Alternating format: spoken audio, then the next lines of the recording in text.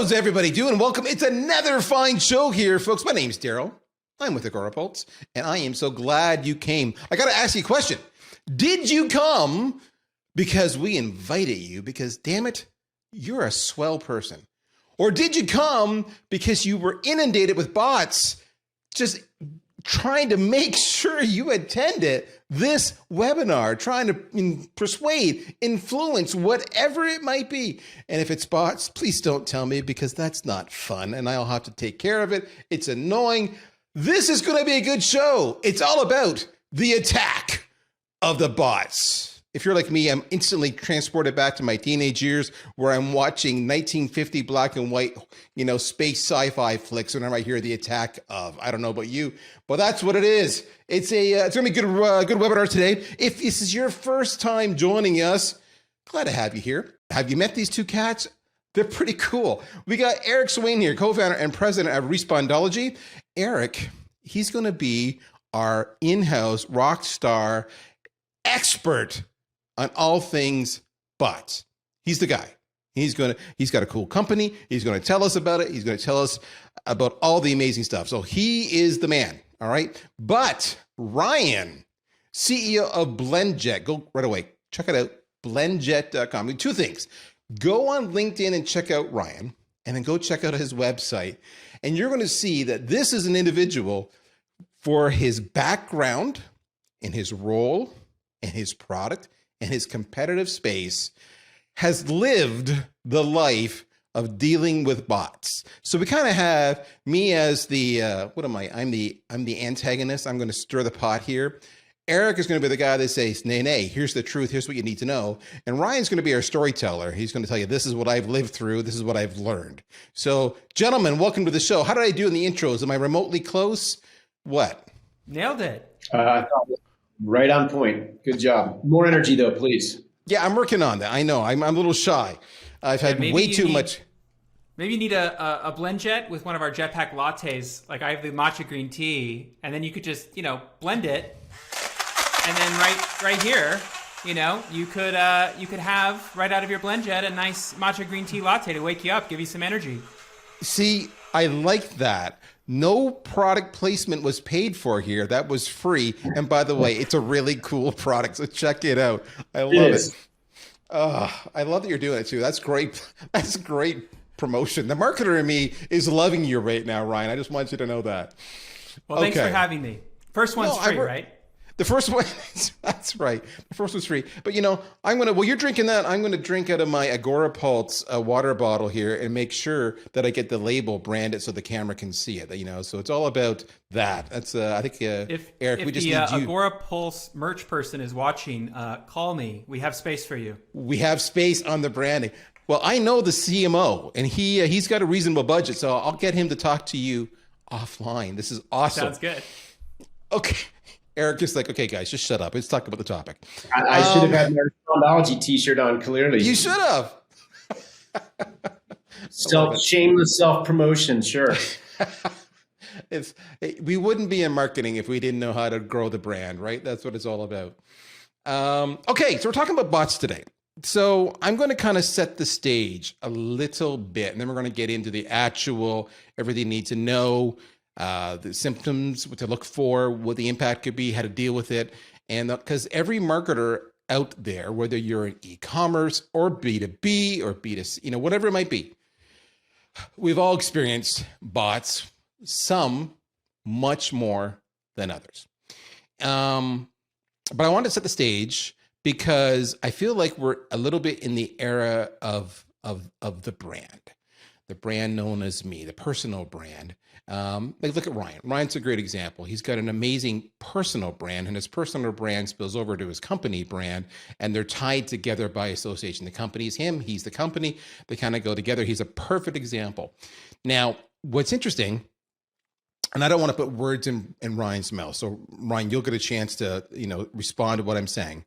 But there's so much noise going on in social these days that often, whether you have your own corporate brand or personal brand, to be heard, you really almost have to take a stand. You have to be either really authentic or you have to be very bold. Whether you're for a good example on this would be politicians, right? They're probably out there taking deep personal stance in the U.S., especially as we're approaching the next election cycle here imminently.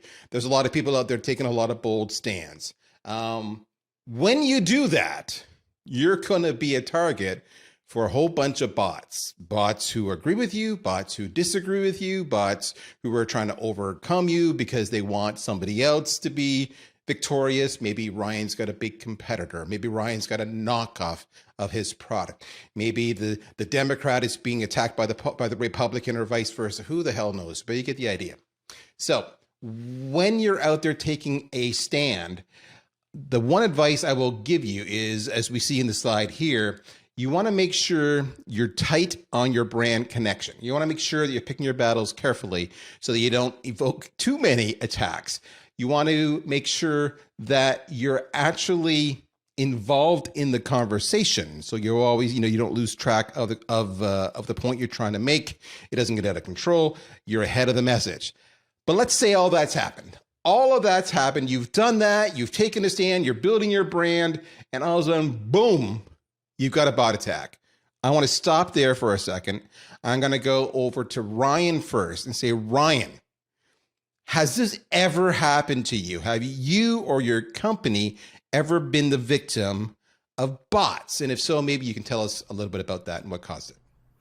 Yeah, I mean, we're a very attractive target because we are the #1 advertiser on some platforms in our category of household goods, across social media, and top advertiser across other platforms, and, Facebook, Instagram, TikTok, Pinterest, Snapchat, etc.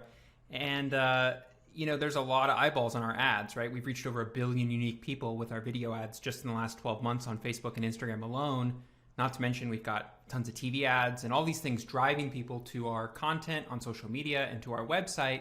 So, the comment section is a very active place. And if you, let's say, wanted to infringe some of my intellectual property rights and try to knock off my product, it's a really good place to advertise directly to people who would be interested in such a thing. So we get a lot of that. And, fortunately, we're very good at shutting it down. We do use your software. We use Agora Pulse. And we also use Respondology. So the combination of both of those does a really good job. Plus, we have a moderation team, which is our whole customer service team, which ranges in size from 30 to 50 people year round, who are the human element, right? So it really takes all three. You've got kind of, the filtering in Agora Pulse, and then you've got the AI in Respondology, and then you've got the humans who can sort of spot check and make sure that, we're not hiding the wrong things and promoting the wrong things as well, right? We want to make sure that the content we're showing is a good, healthy conversation about the brand. And, we're also not the kind of brand that just hides everything negative. So if somebody says something, like, oh, I wish this was cheaper, or I wish it came in this color, then we'll respond with kind of a witty response. We have a voice for our brand. Especially on YouTube, right? We're really funny with the comments. And a lot of people in the comments say, I came for the recipe or I came for the content, but then I ended up buying because I read the comments and I've never seen a brand respond this way. So I think, making sure that your comment section doesn't get overwritten with, either bots trying to sway people's opinions or trying to sell something else on your feed. It's an important and valuable part of the decision-making process for customers to buy our product, and we wouldn't want to let someone else control the narrative there. I love how you talked about almost the two-tier approach, right? We had the moderation approach, using tools that allow your teams to do that. And then we use the AI and other tools to actually attack it as well. And I love that. I love you tied it back to the brand and making sure that your brand, when you're moderating your brand, has got a personality, which goes back to what you open up with, saying brand is everything. Okay, so that sets the stage. I just want to say I love that we right away we're saying, for those listening, Ryan's like, there's 1-2. It's a 1-2 punch. Eric, though, you're with Respondology. This is what you guys live and breathe every day. Talk to us about that. What are you seeing? What's your reaction when you listen to Ryan? Well, We have over 150 brands on our platform, from consumer brands that are global household names to up and coming D2C brands to major sports organizations like the Denver Broncos. And if you do put yourself out there with polarizing or let's say really intriguing, interesting content, and or as Ryan said, you have extensive reach in your marketing, yeah, that's going to attract bots. But I bet everybody who's on this call now that represents a brand also understands you don't even need to do anything to attract the bots. If you are posting on social media, most likely you are getting bots, whether that's paid ads or organic ads. In fact, last year on our platform, across all 150 brands, we saw a 500% increase in bot activity in 2021. Now, we haven't run those numbers for 2022 yet. We'll let the year finish and then look back. But just anecdotally looking at working with my team and looking at all our clients' accounts, I'm guessing that is up above 500% this year because it seems to be worse than ever. I wonder if Ryan's experiencing that or not because he works with us in Agora Pulse, but we certainly see it in our system on what we remove from Ryan's social stream and his company and our other brands. It seems to be growing up and to the right and not in a good way. If you don't have a solution, one of our clients, they deemed the spam and the bots, they quote unquote said it renders their social stream useless. Well, what's the point of investing all that money in your social media to grow your brand and sell your products if it's being rendered useless by the bots? Thus, the attack of the bots and the need for a solution. YouTube is a bad place for bots. Yep. Every single time we post a video, we get spammed with adult links, things that are not appropriate for a lot of users. And that's not stuff we want on our feed, right? And we don't want potentially young people coming to our videos to get exposed to that kind of content. So, we're very vigilant about monitoring and shutting it down, but that never used to happen. That's a new 2022 thing. And clearly the guys behind this it's working for them or they wouldn't keep doing it. Yeah, it's true. We see tens of thousands of bots a week across our platform that we remove that they look innocuous. It might be an avatar and a couple of hand claps or a couple of hearts, but if you click on it or hover over it, it essentially goes to soft porn. And you're talking by the dozens or hundreds at the very top of your social stream. That doesn't do your marketing any good, right? You have to get rid of those things. If nothing else, for the moral obligation. I mean, how many youth maybe follow the Denver Broncos or BlendJet, but also for your business. You can't communicate with your clients. You can't get the feedback. You can't get the content you want out there that way. So that's the kind of thing we're seeing. And Ryan, you're right. We're seeing a major increase in sort of that porn category. And they tend to drop in the first 5 or 10 seconds of posting your content too. So no humans post that fast or comment that fast. It's automatic, right? Which we have a solution for that Ryan knows. But so it's on the increase. It's becoming more immediate and it's leaning more sexual as well. There is another type of bot that we're dealing with quite a lot, and we're very vigilant about shutting down, but it requires human intervention. And if you have a brand that's doing any giveaways on social media, you gotta watch out for this. So people are creating fake accounts. So our name is BlendJet on every platform. Well, people will create BlendJet contest or BlendJet _ winner or whatever, and they'll use our same logo, same background. They'll make everything look the same. They'll say in the profile, this is the account we contact you from if you win a contest. So they'll contact people and say, hey, you won this giveaway. Give us, this credit card information or just pay for the shipping for your prize or whatever. And they'll try to steal people's credit card information or trick them into some other kind of scam. So we're very vigilant. We monitor manually any accounts that have our name in them and immediately report it to the platforms. And the platforms are pretty fast at removing those. But, if we were not vigilant about that, I think a lot of people would get scammed. And I see a lot of other brands, having these kinds of scams all the time. The worst one is Elon Musk, right? Tesla. Elon's very active on Twitter, and on Twitter, his feed is just full of fake Elon Musks responding with the same profile picture and saying, hey, click this link to buy my new whatever. And it's all fraudsters trying to steal your crypto or trying to steal your credit card. And I mean, it's been a problem for years, right? And I mean, I'm sure if he ends up owning Twitter, that will probably be the first thing he fixes. Well, I think he's going to lay off 75% of the staff, and then he'll probably fix that. That's right. Well, order of operations. Got to save some money to fund it. I'm going to throw a slide up here.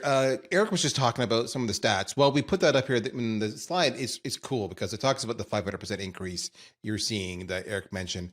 Eric, I want to come back in case people are just listening to this and didn't have a chance to go and check out Respondology. I think it would help for context if you kind of give us that elevator pitch overview of what Respondology does, because then the audience will know why Ryan works with you. Yeah, sure. So Respondology is a platform that removes damaging, abusive, spam, and bot comments from social streams for brands and individuals across high-profile individuals, actors, celebrities, sports athletes, to consumer brands like Ryan's, to major sporting organizations around the world. And it does it immediately and discreetly. And there's no way to keep up with this stuff manually. You don't want your staff going in there and trying to remove comments on an app, not to mention most of them happen after midnight and before 6 a.m. So we provide that tech solution to do it real time, 24/7. And that's what we do. And I'll tell you, it started with abuse, removing racism, homophobia, damaging attacks on brands, and spam and bots has become probably one of the number one or two value props to our clientele over the last 12 months because of why we're on this webinar. It's getting worse. And I'll tell you, the social platforms aren't solving them. So you need a solution that works for your company and directly for your company. So the marketer in me wants to ask you the question, self-serving question.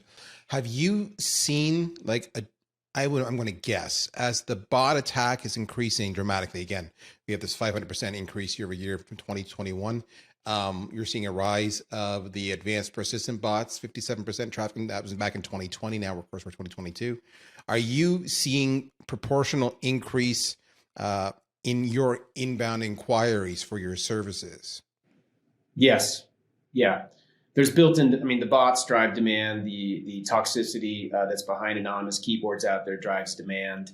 We're growing, 3 to 4x a year, which is great for our business, but it's also because there's a real bad problem out there that needs to be solved. So in short, absolutely.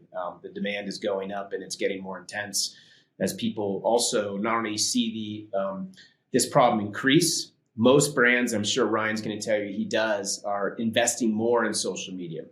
In fact, there's a stat out there that says next year, 2023, $250 billion is going to be spent on paid social alone, even setting aside organic social across the world. That's more than TV.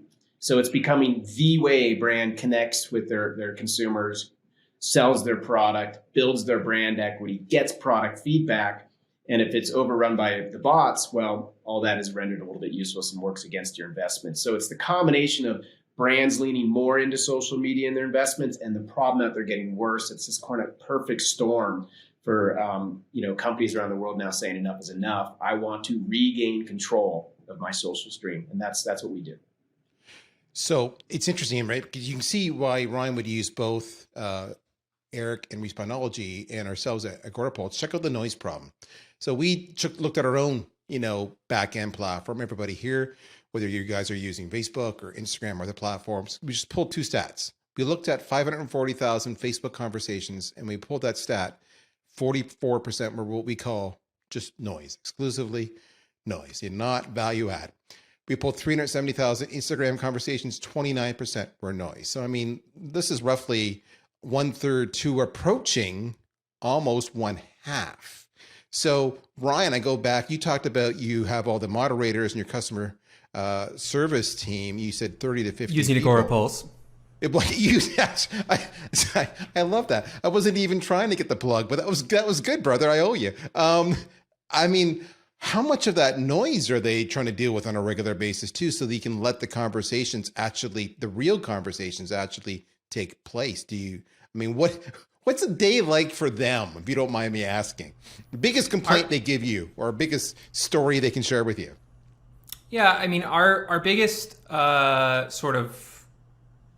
biggest amount of our workforce, when they're not answering direct inbound emails or chat messages or whatever mechanism they're using to contact us, SMS, all of these things, the biggest thing they're doing is actually reading every single comment manually and responding to that comment in the voice of BlendJet. So, the biggest complaint is that we don't let everyone respond in that voice, right? Everyone wishes on the team to have that responsibility, but it's very delicate to be the brand, right? You have to say things exactly the right way. You have to, especially if you're trying to be edgy, and you're trying to maybe be a little sarcastic or a little funny, you don't want to offend people. So there's a sort of happy medium. So we have our senior copywriter who kind of helps train people to know how to speak like the brand in the correct voice. I think because your tool is very good, Daryl, and because Eric's tool is very good, we don't spend a lot of time deleting the bots because it's just automatically taken care of. I think if we didn't, our social media would be a wasteland. If you look at what happened after we implemented Respondology, I'm very technical. I built a software company previously that got acquired and grew quite large for software for measuring video ads on the internet. That went from very few people to a lot of people. So I thought a couple years ago when we were having these problems that we were going to have to build a solution ourselves. And I was reading TechCrunch as I do every day, and then I read about Respondology, and I immediately, as soon as I read it, I called up and got to talk to Eric and just said, I need this. And he said, well, it's almost ready. And I said, I'm first. Let's go. I need this right now. And what's insane is the change to our paid social. 34% increase to return on ad spend as a result of cleaning the feed and making sure that the narrative is focused on the product and what we're selling. And 27% decrease in our CPA.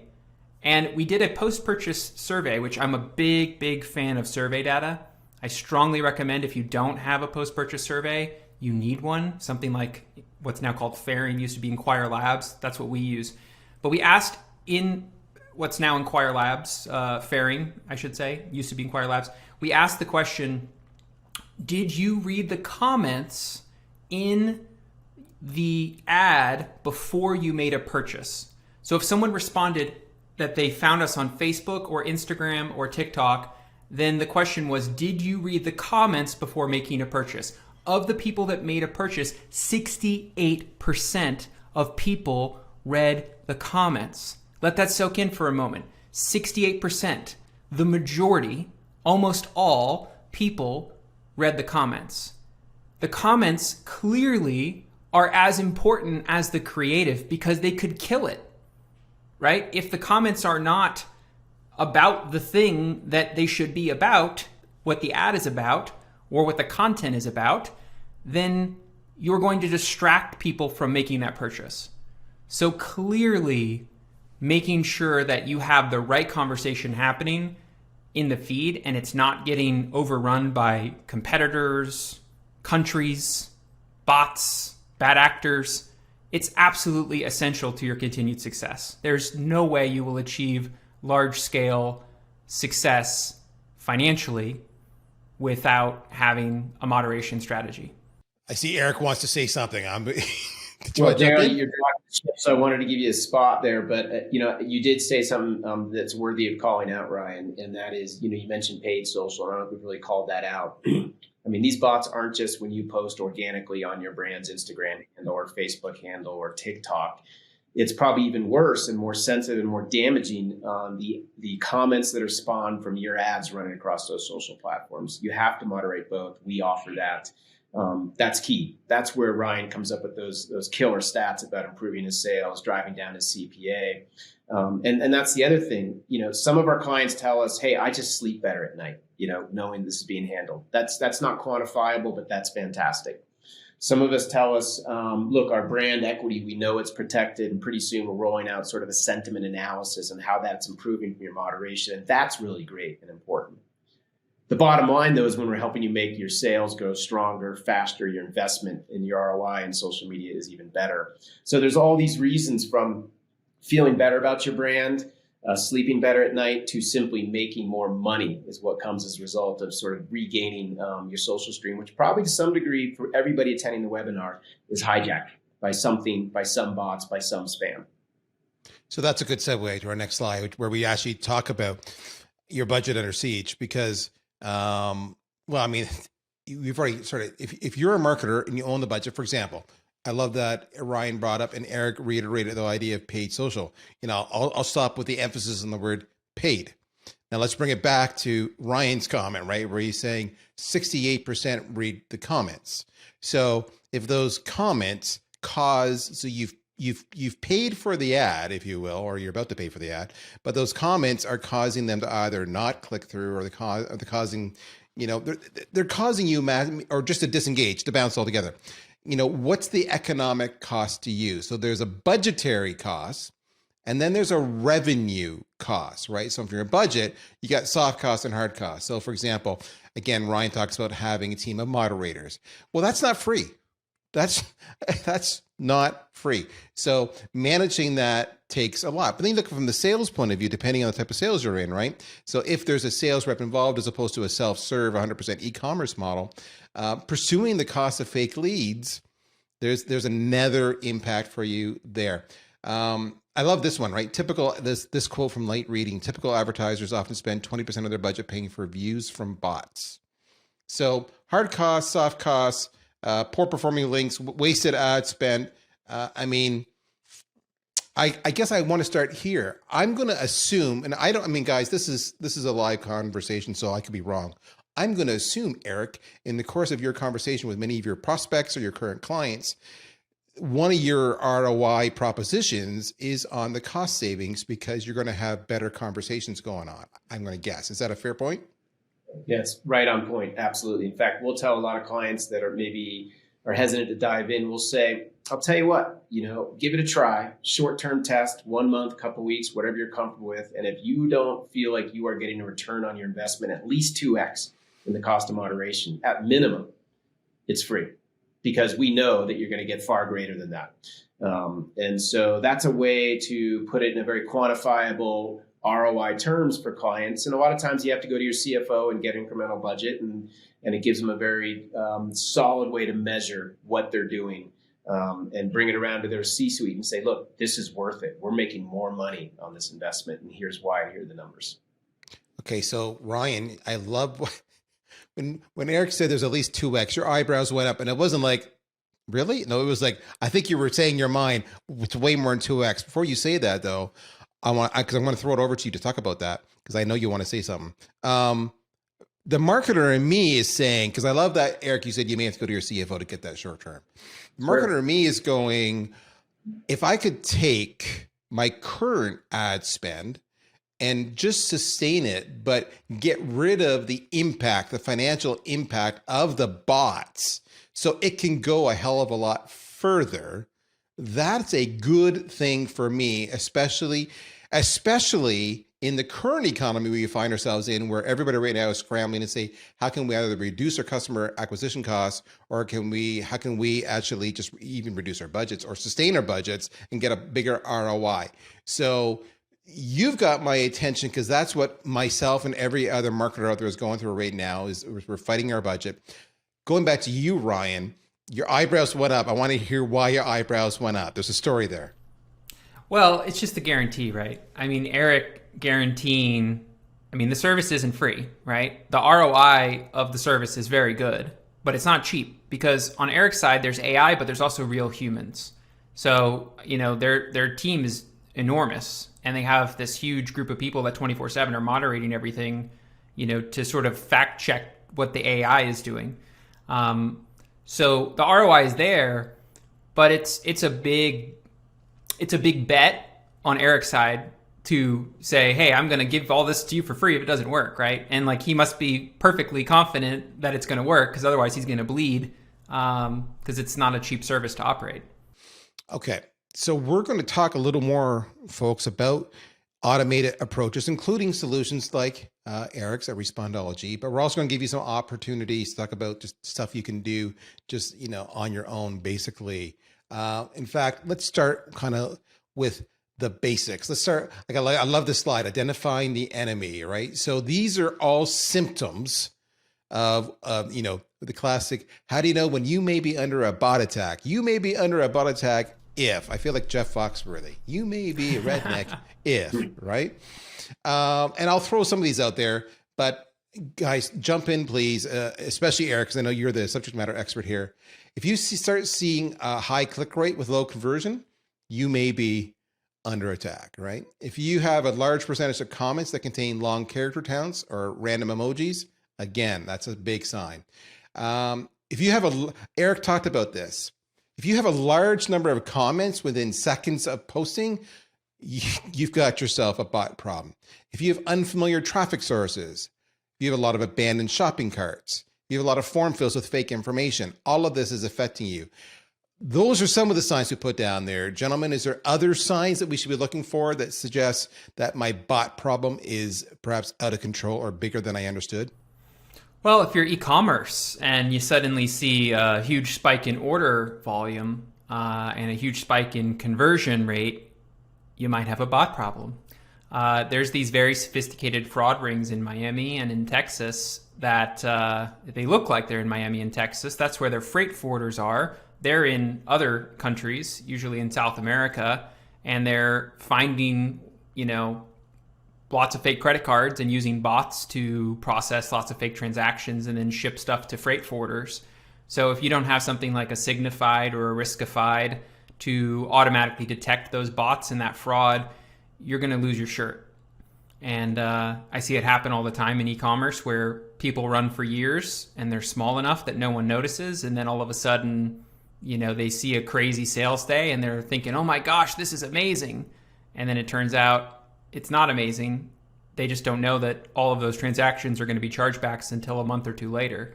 So, you get big enough, you're a target. And, I think even smaller brands these days are targets. And the same thing on Google too, right? I mean, there's just an enormous amount of click fraud on Google on search.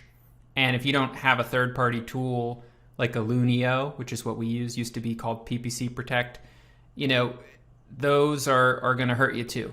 And, we save, tens of thousands of dollars a month from blocking known bad IP addresses from even being able to see our ads in the first place on Google.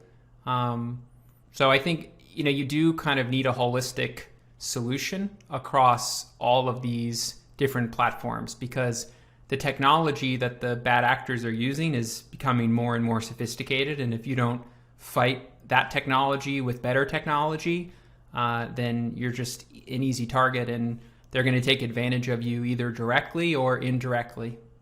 So, Eric, when you have somebody call you, a brand new prospect, I'm going to guess that they say, I'm experiencing this, X, Y, Z, which of course goes back to identifying the enemy.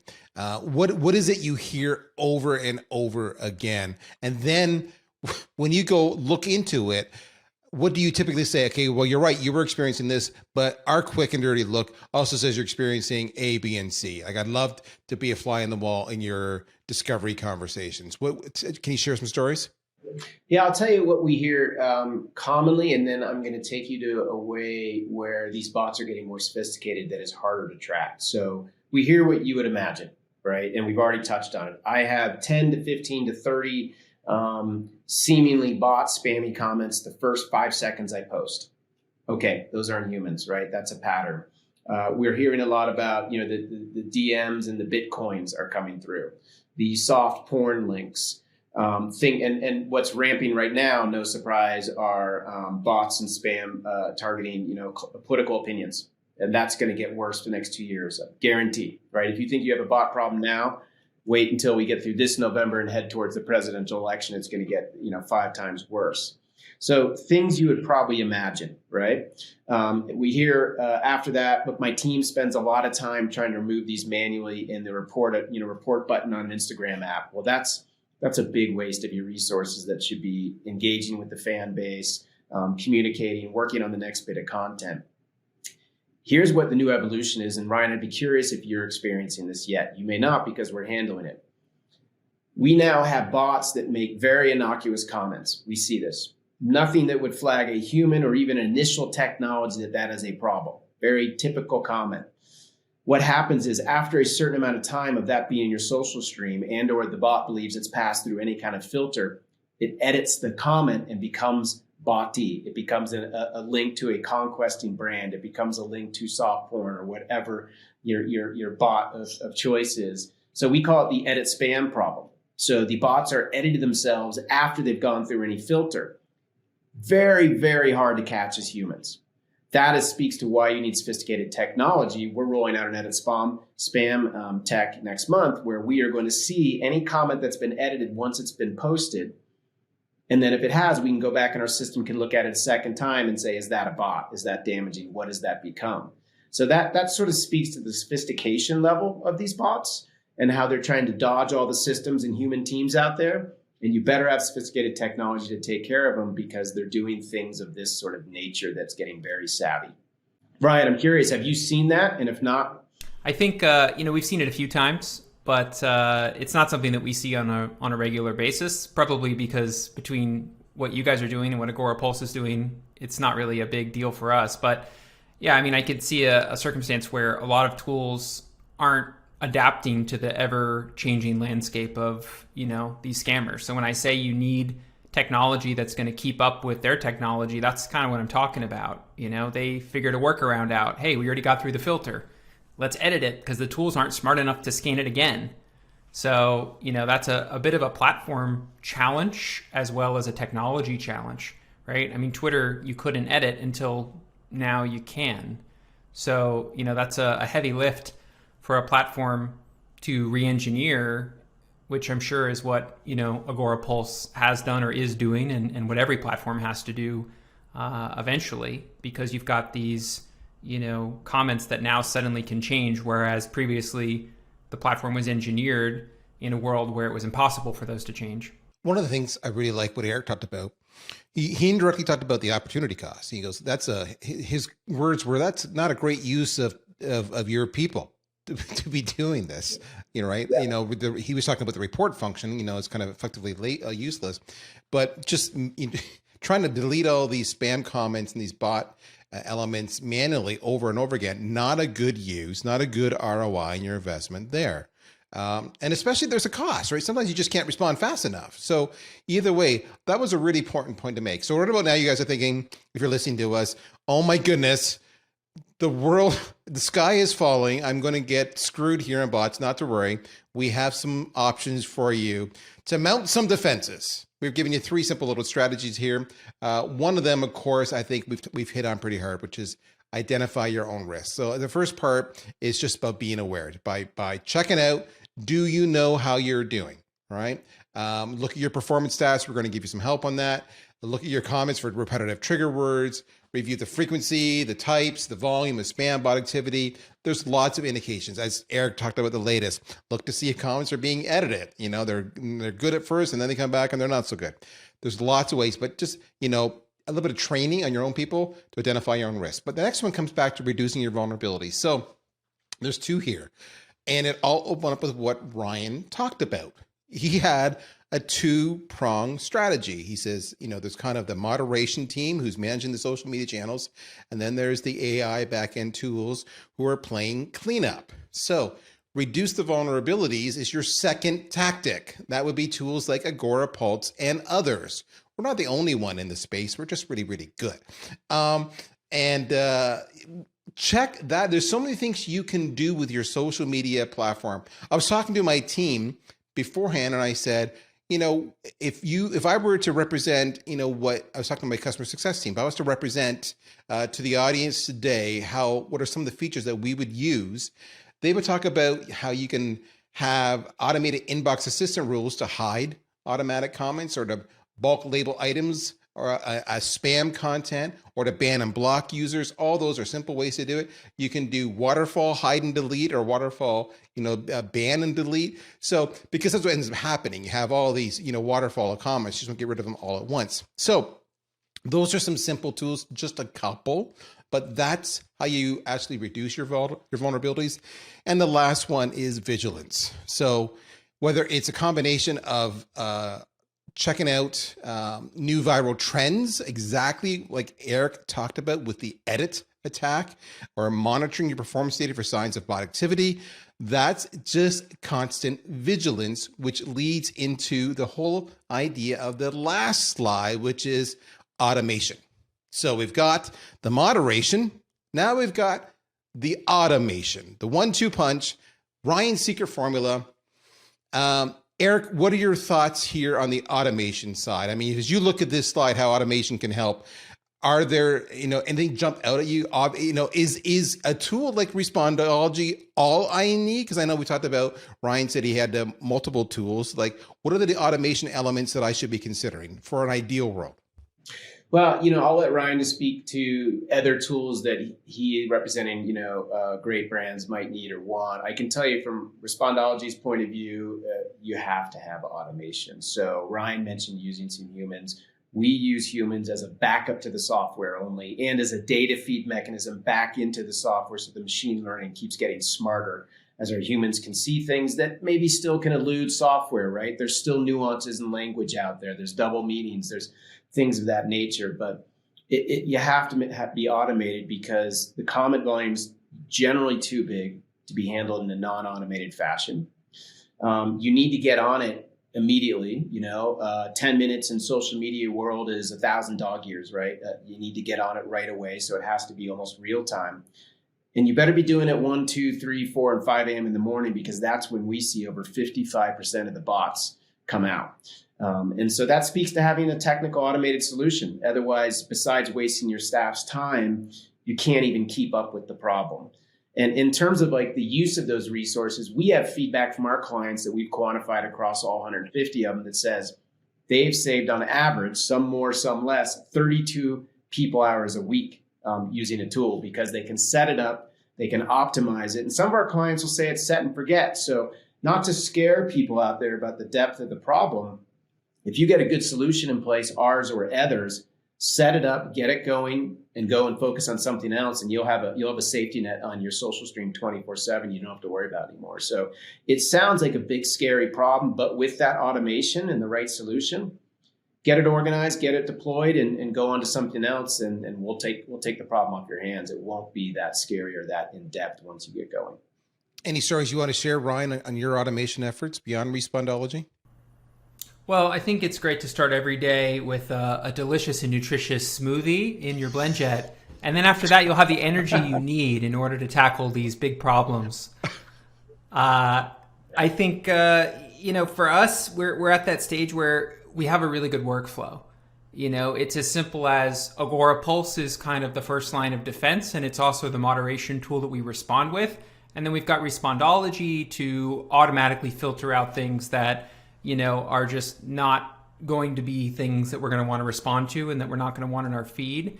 And, their technology kind of has learned over time what we like and what we don't like, and it's adapted the moderation automatically to our taste. And then for the times that, we need to engage, we do, either directly in the comments or, if somebody says, hey, I ordered this and it never arrived, then we're going to use that, as an opportunity to provide good customer service and be proactive. The spam, you just got to get the automation in place to get rid of it, because it's a distraction and it's a waste of time for your team. So, I think at this point, the 1-2 punch, as you've called it, that's the move. And I think that would work great for any brand. You invest a little bit of time in setting up the rules and the automation, and then you don't really have to think about it. Yeah, and if you think about it, just interject real quick. I mean, the word automation, spams are bots are automated. They're driven by technology, the misuse of technology, in my opinion, but they're driven by technology. You have to fight technology with technology. If you're going to try and fight technology with some, humans in a room, it's David versus Goliath, and that's a tough battle, right? And forget any self-promotion of Respondology, any solution out there that works for you, right? I would just advise getting tech against tech. Otherwise, it's a losing proposition. But both of these solutions, Agora Pulse and Respondology, are world-class. I wouldn't be here, right? I'm not getting anything to do this. I'm just here because I really like both of these pieces of software. So, they are very good solutions. Here's a third-party, unbiased, to give you the real. Good job, Ryan. I'd have to go place an order of 500 custom branded blenders, and I'm looking forward to doing that. Ryan will send them. I love it. But I know, because I'm a marketer. I know what every marketer out there is thinking right now. You're all thinking to yourself, Daryl, we don't have the money. I hear you.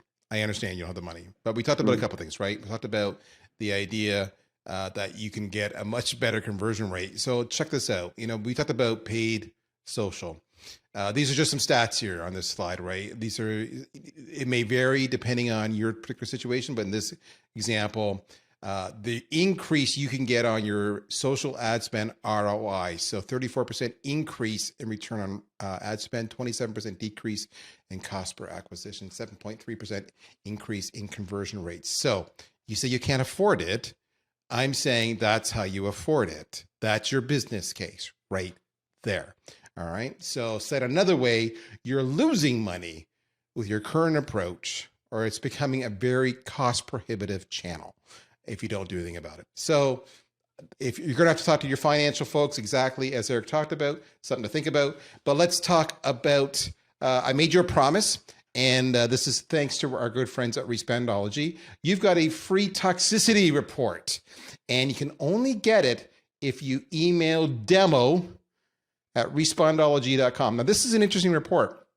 I'll bring up a quick little snapshot here. I'll let Eric talk about it.